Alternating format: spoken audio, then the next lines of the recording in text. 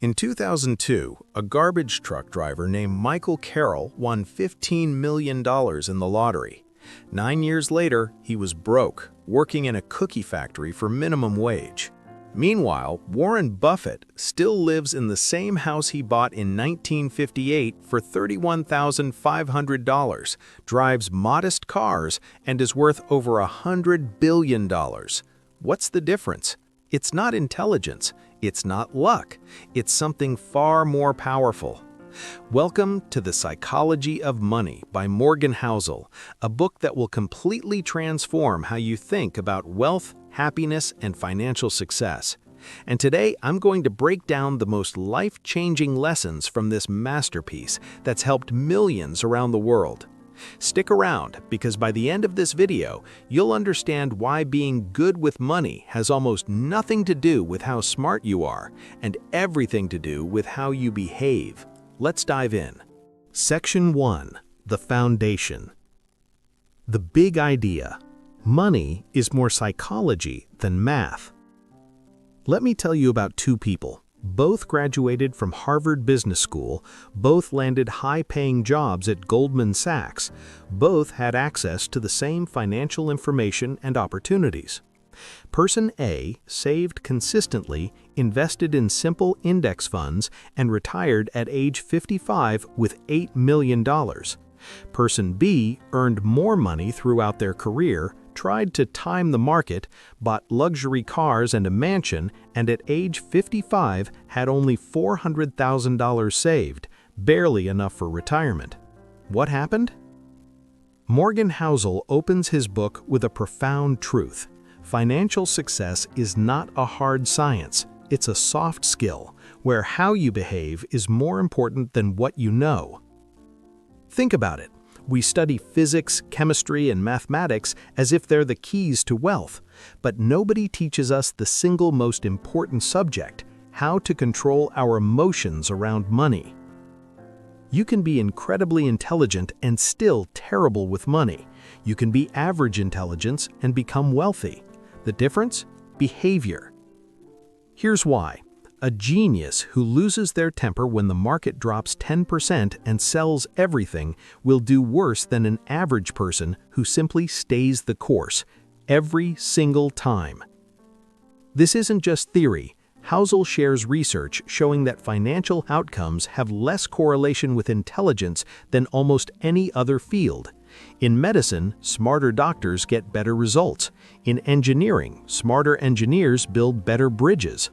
But in finance, the correlation barely exists. Example: the janitor millionaire.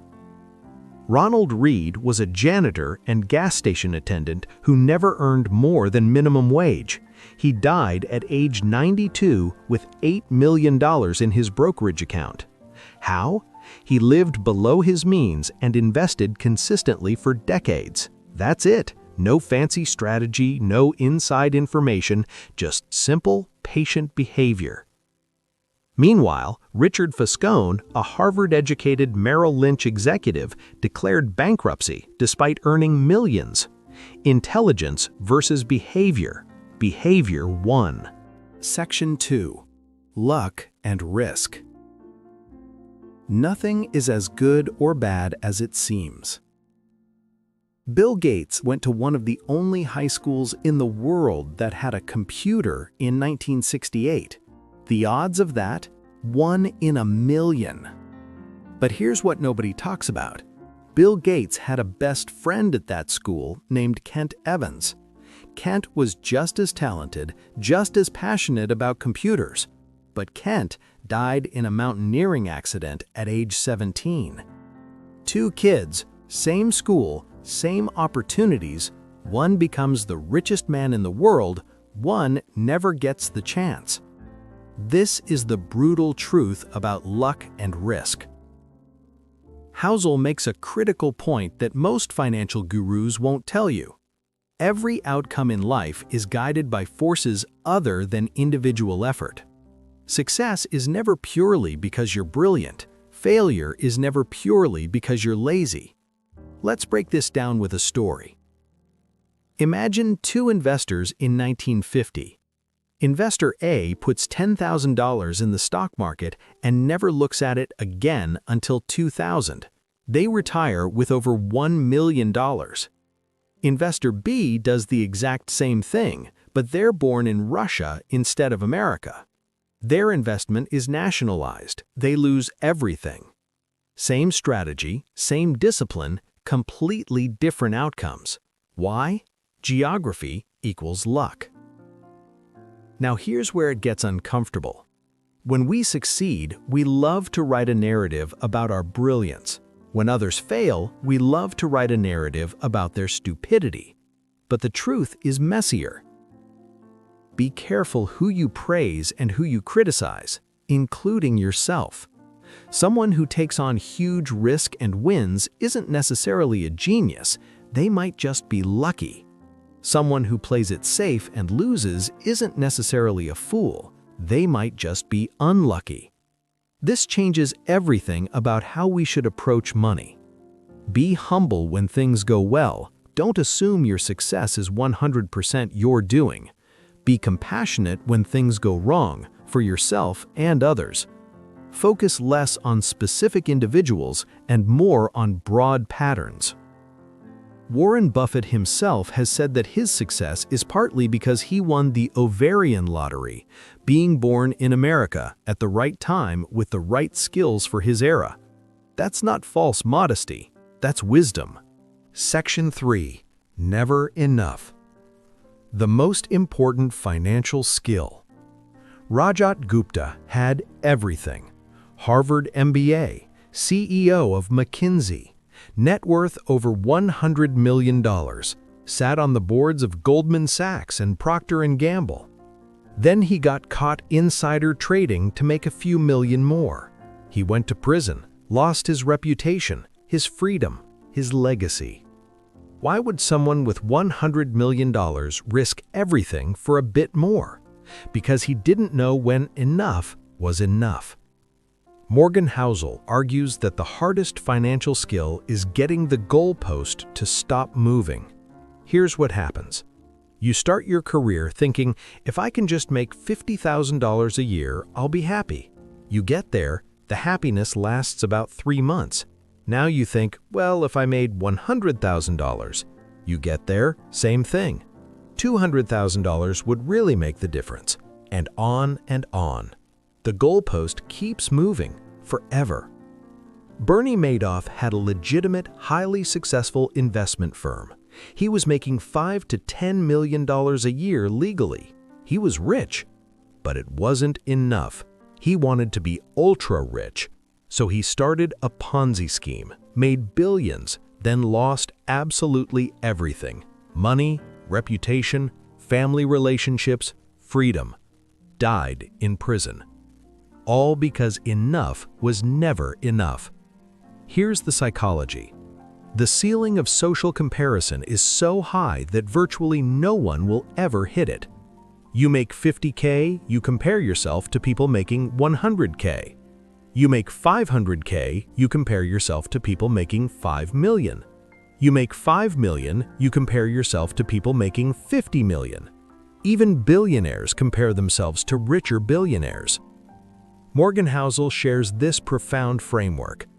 The hardest financial skill is getting the goalpost to stop moving. Social comparison is the problem. Enough is realizing that an insatiable appetite for more will push you to the point of regret. Here's what enough looks like in practice. Enough money that you don't worry about bills. Enough success that you're respected by people you respect. Enough to have independence and autonomy. Enough to not have to worry what others think. That's it. Anything beyond that, it's gravy. Nice to have, but not worth sacrificing your ethics, your health, your relationships, or your sanity. The question isn't, how much money do I want to make? The question is, what am I willing to sacrifice to make it? Because here's the truth, there's always someone richer. Always. If your definition of success is relative to others, you will never, ever be successful. Remember, when you stop chasing more, you've already won. Section 4. Compound interest, the eighth wonder. Time is your superpower. Warren Buffett's net worth is $100 billion, but here's the mind-blowing part. $97 billion of that came after his 60th birthday. Let me say that again. 97% of Warren Buffett's wealth was created after he was 60 years old. Why? 2 words: compound interest. This is the most powerful force in finance, and yet almost nobody understands how it really works. Let me introduce you to 2 people. Person A, Jim the early bird. Starts investing at age 25, invests $5,000 per year for just 10 years, stops completely at age 35, never adds another penny. Total invested, $50,000. Person B, Sarah the steady.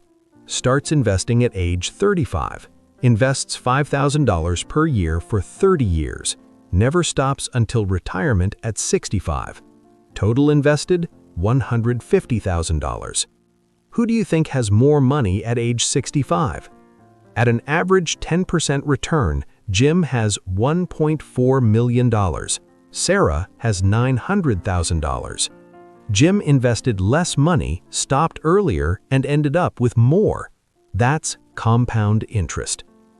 Time in the market beats timing the market every single time. But here's what Morgan Housel really... Section 5. Getting wealthy versus staying wealthy. 2 different skills. Jesse Livermore was one of the greatest traders who ever lived. He made $100 million in the 1929 crash, the equivalent of $1.5 billion today. 4 years later, he was bankrupt. Eventually, he took his own life. Meanwhile, a boring index fund investor who started in 1929, literally the worst time in history to start, ended up wealthy if they just stayed the course. What's the difference? Getting wealthy and staying wealthy are completely different skills. Morgan Housel reveals something most financial advice ignores. Getting wealthy requires taking risks, being optimistic, and putting yourself out there. Staying wealthy requires the opposite: humility, fear that what you have can be taken away, and frugality. Think about that. The skills that make you rich can actually make you poor if you keep using them. Let me tell you about 2 different approaches. The aggressive approach takes big swings, uses leverage, chases returns, times the market, gets rich quick, then goes broke. The survival approach saves consistently, avoids big losses, stays paranoid, plans for failure, gets rich slowly, and stays rich. During the dot-com boom, thousands of people became millionaires on paper. They had stock options worth millions. The smart ones sold some shares, diversified, protected their gains. The overconfident ones held on, thinking it would keep going up forever. They lost 90% when the bubble burst. Same starting point, completely different endings. Housel reveals 3 keys to staying wealthy. 1. Paranoia. Be paranoid about losing what you've earned. That doesn't mean panic, it means preparing for bad scenarios. Warren Buffett. We've been in a very unusual period. Charlie and I have never invested in anything thinking we couldn't stand the worst case. 2. Frugality. The only way to stay wealthy is not to spend your wealth. This seems obvious, but it's where most newly wealthy people fail. They increase their lifestyle to match their income.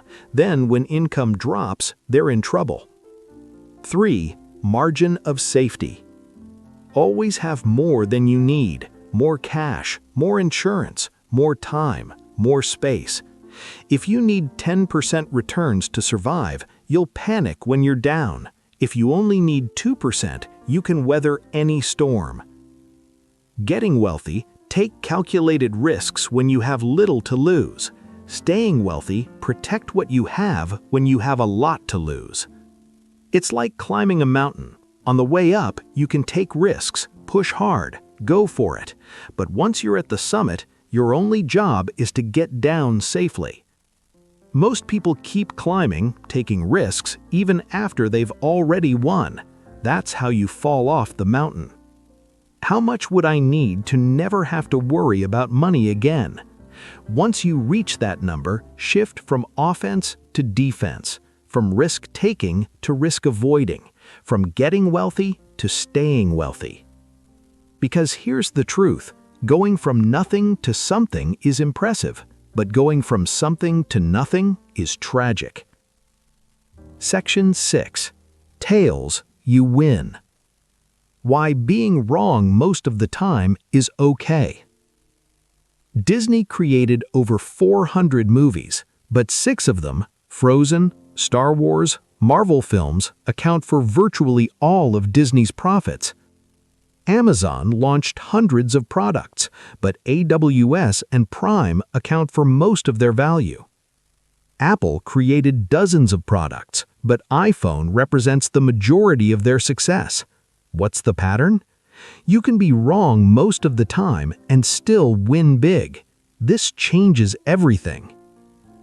Here's something that will blow your mind. A study of 21,000 venture capital investments found that only 6% of companies generated returns that made up for the losses of the other 94%. Wait, only 6% succeeded? Yes, and those 6% were so successful that venture capital as a whole still made great. Section 5. Getting wealthy versus staying wealthy. 2 different skills. Jesse Livermore was one of the greatest traders who ever lived. He made $100 million in the 1929 crash, the equivalent of $1.5 billion today. 4 years later, he was bankrupt. Eventually, he took his own life. Meanwhile, a boring index fund investor who started in 1929, literally the worst time in history to start, ended up wealthy if they just stayed the course. What's the difference? Getting wealthy and staying wealthy are completely different skills. Morgan Housel reveals something most financial advice ignores. Getting wealthy requires taking risks, being optimistic, and putting yourself out there. Staying wealthy requires the opposite. Section 7. Freedom, the highest dividend. What money actually buys. Close your eyes for a second and imagine this. You wake up without an alarm. You decide what to do with your day. You work on things you find meaningful. You spend time with people you love. Nobody tells you what to do or where to be. That's not laziness, that's freedom. And freedom is the highest dividend money pays. Morgan Housel reveals the most important insight in the entire book. The highest form of wealth is the ability to wake up every morning and say, I can do whatever I want today. Not a yacht, not a mansion, not a luxury car. Independence. Studies show that having control over your time is the strongest and most consistent predictor of happiness. Think about it. What do people want when they're overworked? Time. What do they want when they're micromanaged? Autonomy. What do they want when they're stressed? Freedom. Money can't directly buy happiness, but it can buy freedom, and freedom leads to happiness. Here's the irony. Most people sacrifice their freedom to make more money, then use that money to buy things that trap them further. The cycle. Work 80 hours a week to afford a luxury car payment, need the high-paying job to afford the payment, can't leave the job because of the payment. The car owns you, not the other way around. Housel tells of a successful lawyer making $500,000 per year. Sounds amazing, right? But he works 70 hours a week, barely sees his kids, can't take vacations, and is miserable. He's rich in money, but poor in freedom. Compare that to a teacher making $60,000 who has summers off, leaves work at 3 p.m., and has weekends free. Who's wealthier? Depends on your definition. Real wealth is not having to go to a job you hate, not having to spend time with people you don't like, not having to pretend to be someone you're not, being able to say no to things that don't serve you. How to buy freedom. Keep your lifestyle costs low. The less you need, the more freedom you have. Build FU money, enough savings that you could walk away if needed. Value time over status. Choose jobs and investments that give you time. Optimize for autonomy. Make career decisions based on freedom, not just salary. There's a big difference between being rich and being wealthy. Rich equals having a lot of money to spend on things. Wealthy equals having the freedom to do what you want with your time. You can be rich and trapped. You can be middle class and free. Every financial decision should be filtered through this question. Does this buy me more freedom or less? An expensive car lease? Less freedom, locked into payments. Emergency savings? More freedom, can handle surprises. A bigger house? Maybe less freedom, higher costs and more maintenance. Index fund investments? More freedom, eventual financial independence. Remember, money's greatest intrinsic value is its ability to give you control over your time. If your financial decisions are making you less free, you're moving in the wrong direction. Section 8. The Psychology Principle. Your money, your rules. Here's a question that seems simple but isn't. Should you rent or buy a house? Most financial advisors will show you spreadsheets. They'll calculate interest rates, appreciation, tax benefits, and tell you which is better. But Morgan Housel says that's the wrong approach, because what's mathematically optimal isn't always what's best for you. Everyone has their own unique relationship with money, shaped by when and where you were born, your parents' relationship with money, what the economy was like when you came of age, your personality and risk tolerance, your goals and values. Someone who grew up in the Great Depression will never view risk the same as someone who grew up during the boom of the 1990s, and both are correct for their context. Let me tell you about two investors. Investor A, the aggressive one, born in 1970, entered the job market in 1992, saw the market go up for 8 straight years, learned being aggressive pays off, takes big risks and succeeds. Investor B, the cautious one, born in 1950, entered the job market in 1972, saw 2 brutal recessions in their first decade, learned the market can destroy you, stays conservative, and succeeds. Same strategies, different outcomes. Why? Their life experiences shaped their psychology. Neither is wrong, they're playing different games based on their experiences. This is where everything breaks down in personal finance. You're trying to invest for 30 years, but the person giving you advice might be thinking about the next 30 days. You're both looking at the same stock, but playing completely different games. Example: day traders think stocks are overpriced. Long-term investors think they're cheap. Both looking at the same price, both right, because they're playing different games with different rules. When someone gives you financial advice, they're really telling you what works for their time horizon, risk tolerance, goals, psychology, life experience. That might be completely wrong for you. Once you understand this, you're free to ignore benchmarks that don't match your goals. If you're saving for a house in 2 years, who cares what the 30-year stock market return is? Stop comparing yourself to others. Their risk tolerance isn't yours. Their timeline isn't yours. Their definition of success isn't yours. Design your financial life. What matters to you? What helps you sleep at night? What supports your version of happiness? Housel shares the best investment advice he ever got. The best investment is the one that lets you sleep well at night. If aggressive investing makes you anxious, it's wrong for you, even if it's mathematically optimal.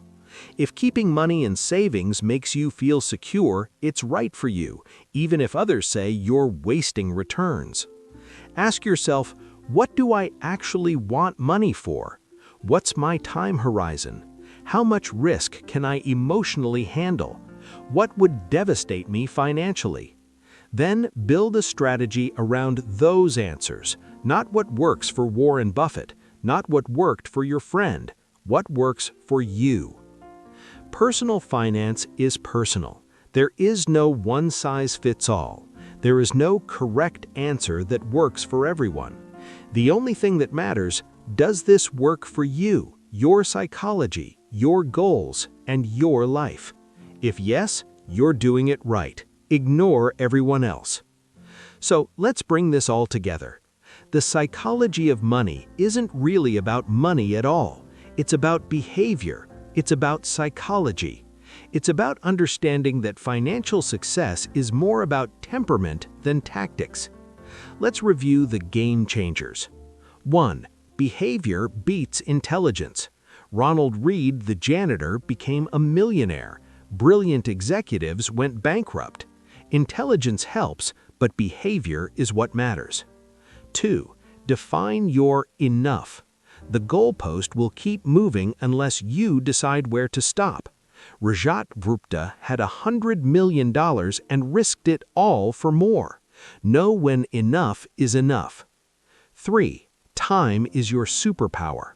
Warren Buffett's wealth proves it. Compounding works miracles, but only if you give it decades. Start now, stay patient, survive. 4. Getting wealthy versus staying wealthy. Different games, different rules. Get wealthy by taking risks. Stay wealthy by protecting what you have. Know which game you're playing. 5. You'll be wrong a lot. That's okay. Most investments will be average. A few will be extraordinary. Those few are all that matter. Diversify and be patient. 6. Freedom is the goal. Money's highest value is giving you control over your time, not yachts, not mansions, autonomy, independence, freedom. 7. Play your own game. Ignore what works for others. What's mathematically optimal doesn't matter if it doesn't work for your psychology. Personal finance is personal. Remember Michael Carroll, the lottery winner we talked about at the beginning? He lost $15 million because he didn't understand these principles. But there's another lottery winner you should know about. Brad Duke won $220 million in 2005. Instead of buying mansions and sports cars, he kept his day job for a while, lived modestly, invested wisely, and focused on financial education. Today, he's increased his wealth and lives a meaningful, free life. Same lottery, different psychology, different outcome. If you take just 3 things from this book, start investing now, even tiny amounts. Time is your friend. Live below your means. The gap between ego and income is where wealth grows. Be patient. Wealth is made slowly, lost quickly. Survive long enough to win. Here's what Morgan Housel really wants you to understand. You don't need to be brilliant. You don't need perfect timing. You don't need a huge income. You need patience, humility, self-awareness, and the wisdom to know that money is a tool for freedom, not a scorecard for success. Money is everywhere. It affects every part of our lives, but most of us spend more time choosing a restaurant for dinner than thinking about our financial behavior. This book changes that. It shows us that financial success isn't about what you know, it's about how you behave. And behavior can be learned, psychology can be understood, freedom can be achieved. Not through genius, not through luck, but through simple, patient, consistent behaviors applied over decades. If this video gave you value, do me a favor. Like this video. It helps more people find this life-changing message. Subscribe for more book summaries that actually change lives. Comment below, what's your biggest takeaway from The Psychology of Money? And here's your homework. Go define your enough. Write it down. What does financial success actually look like for you? Not for your neighbor, not for Instagram, for you. Because once you know where you're going, getting there becomes so much simpler. Thanks for watching. Remember, you don't need to be a genius to build wealth. You just need to be wise enough to let time work for you.